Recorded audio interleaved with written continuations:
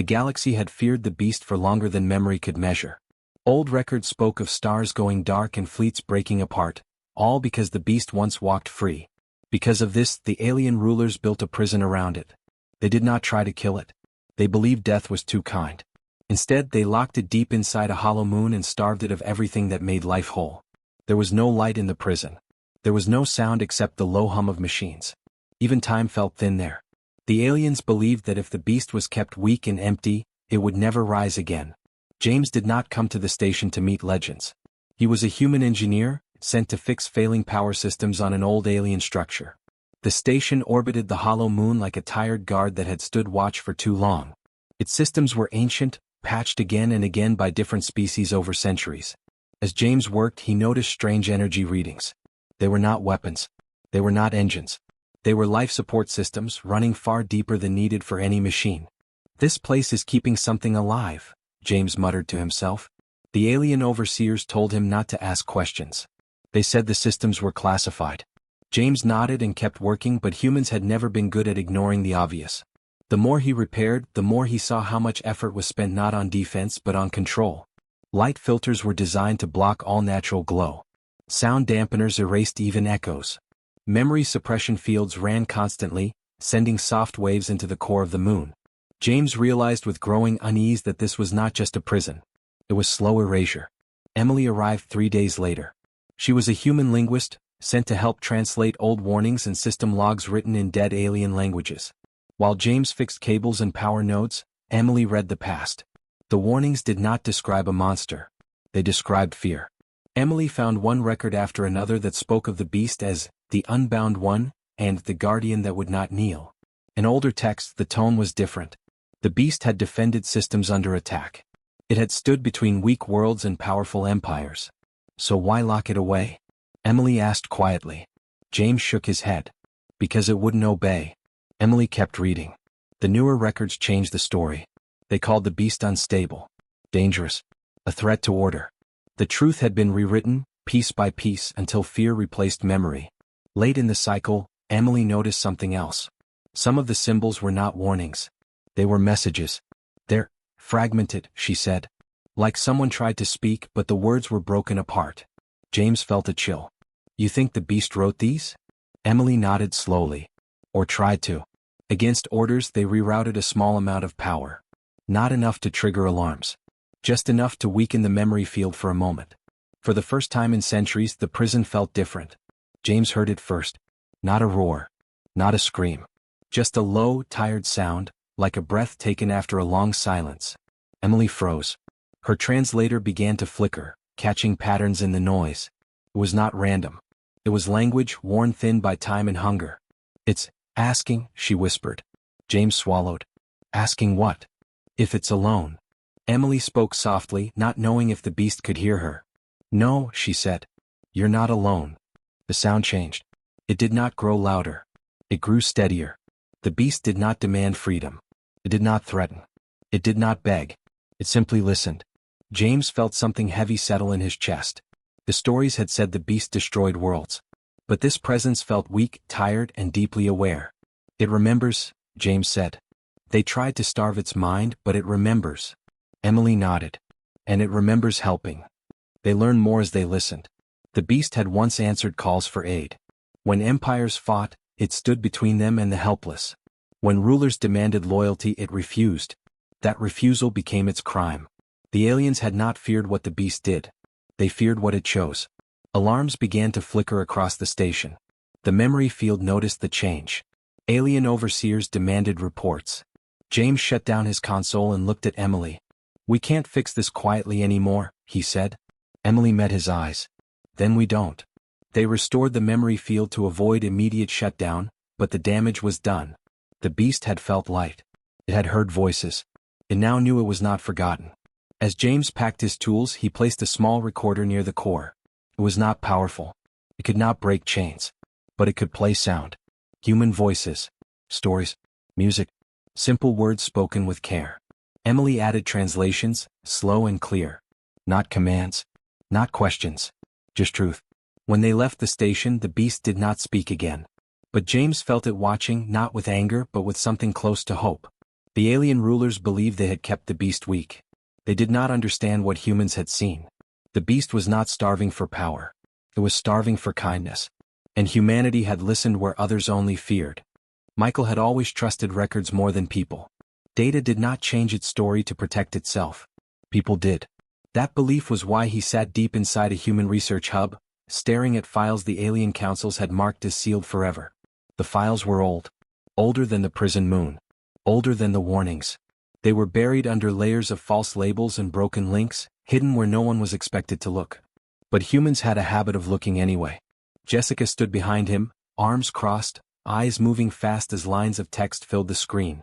She was quiet, but her jaw was tight. "This isn't what they told us," she said. Michael nodded. Not even close. The records showed star maps marked with damaged zones. Worlds burned. Fleets destroyed. But beside them were notes written in older alien script, before the councils ruled together. Those notes told a different story. The beast had arrived during wars it did not start. It had shielded evacuation routes. It had broken attack lines long enough for civilians to escape. Again and again, it placed itself between destruction and those who could not fight back. It saved entire systems, Jessica said softly. Michael scrolled further. The tone of the records changed over time. Gratitude turned into concern. Concern turned into fear. Fear turned into control. The councils did not like a force they could not command. When the beast refused to serve as a weapon, they called it unstable. When it refused to choose sides, they called it dangerous.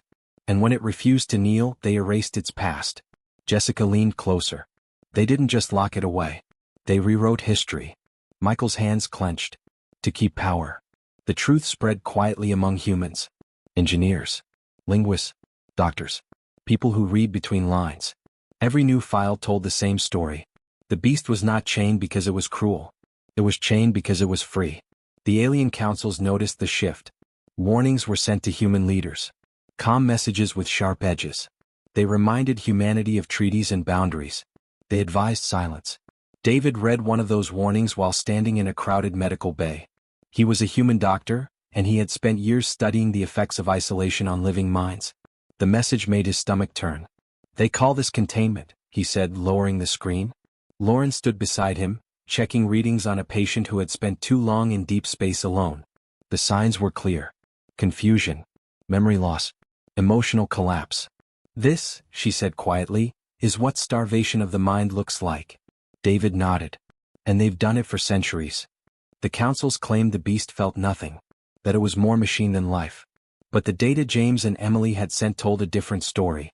The beast listened. Remembered. It felt absence. "Keeping it alive like that," Lauren said, "is worse than death." David looked around the bay. "We would never do this to anyone. Not even an enemy." Human leaders were divided. Some feared the councils. Some feared war. But more and more began to ask the same question. If the beast was truly evil, why erase its past? Michael and Jessica released fragments of the old records to human networks. Not all at once. Just enough to make people think. Star maps. Rescue logs. Civilian accounts from species long gone. The response was not anger at first. It was disbelief. Then it was quiet outrage. "This changes everything," one human official said during a closed meeting. "No," David replied. "It reveals everything." The councils tightened their control. Access was restricted. Human ships were delayed.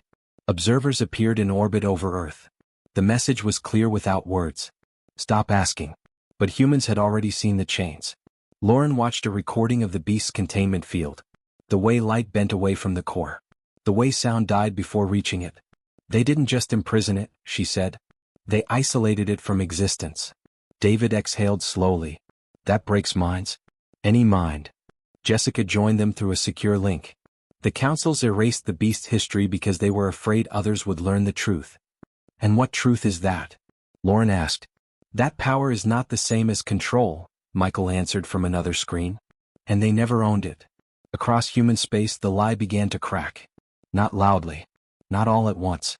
But steadily. The beast had once protected the weak. The councils had protected themselves.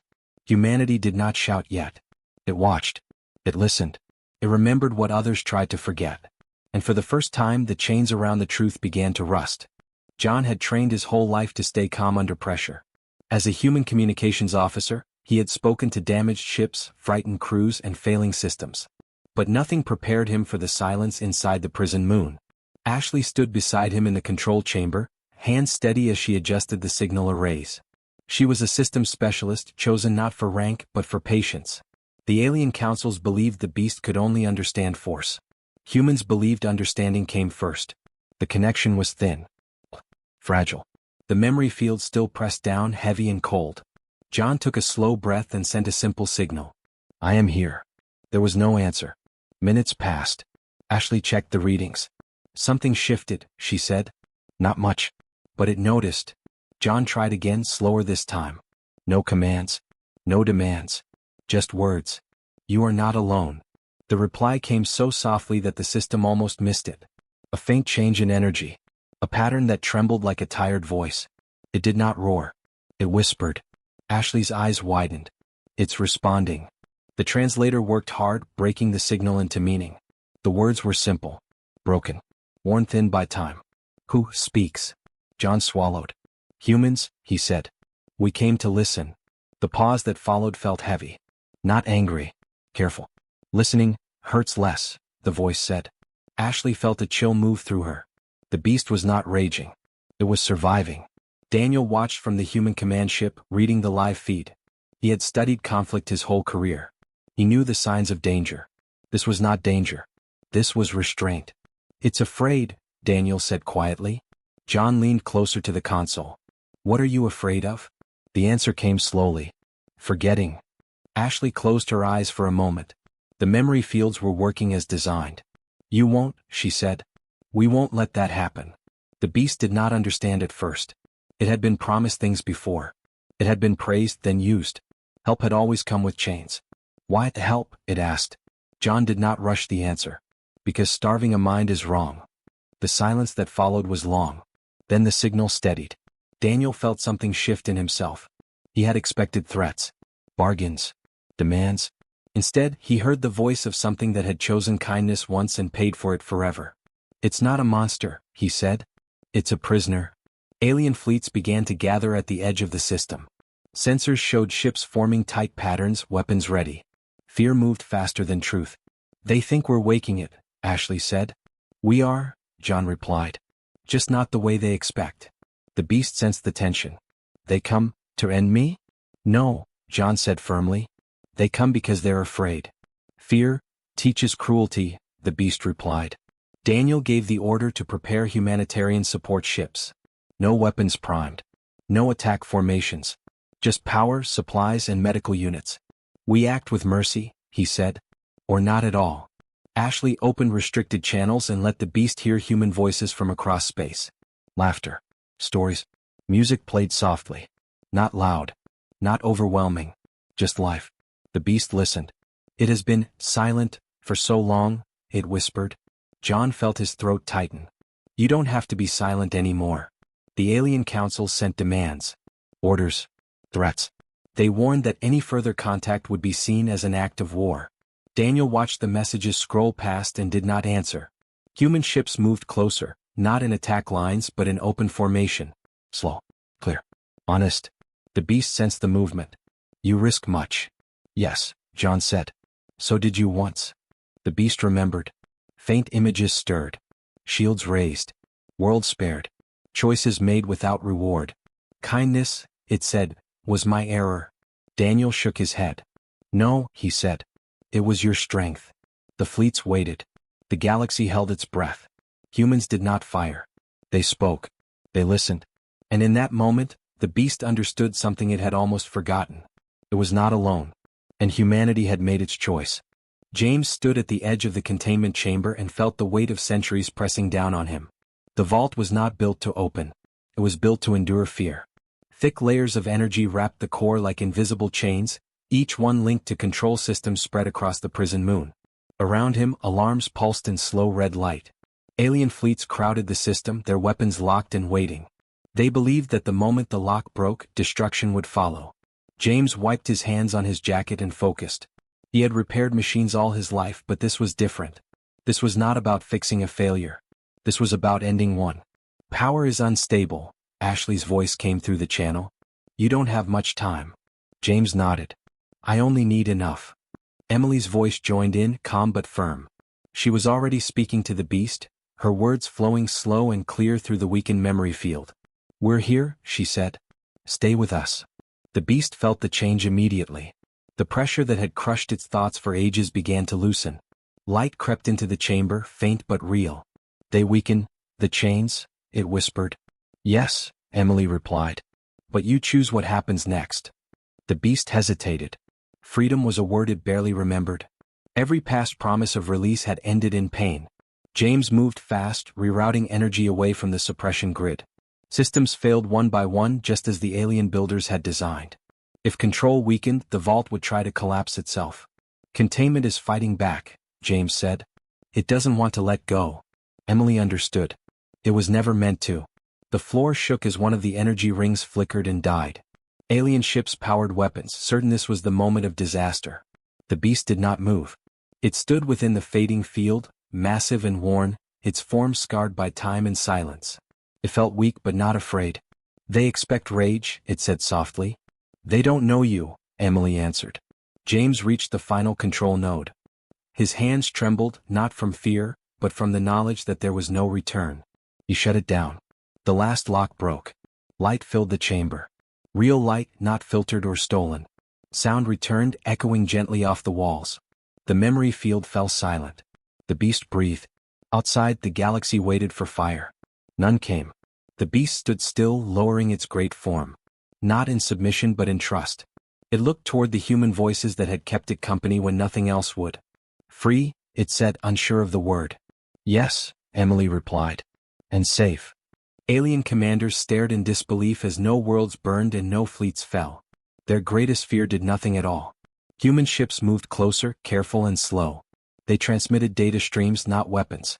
Libraries of history, art, science, simple stories of Earth. Proof that life was more than control. James watched energy readings rise, not in power but in balance. It's stabilizing, he said. Not feeding on force. Feeding on connection. The beast absorbed knowledge like dry ground taking rain. It learned what had changed. It learned who had spoken for it when it could not speak. Why give so much? It asked. Emily answered without pause. Because choice matters.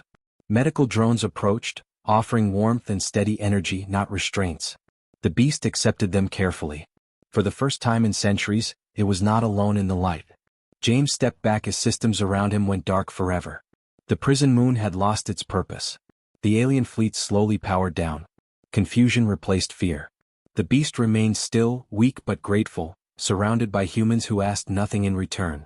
And the lock that had held the galaxy in fear lay broken, not by force but by mercy. The beast did not stay. That surprised everyone. Alien fleets remained in place long after the last lock failed. Their commanders waited for movement, for anger, for the revenge they had feared for centuries. Weapons stayed ready. Orders stayed tense. None of it mattered. The beast drifted slowly out of the broken prison moon, its form steady but calm. It did not rush. It did not threaten. It did not look back at the structures that had held it in silence for so long. James watched from the human command ship, his hands resting on the console. It's leaving the system, he said quietly.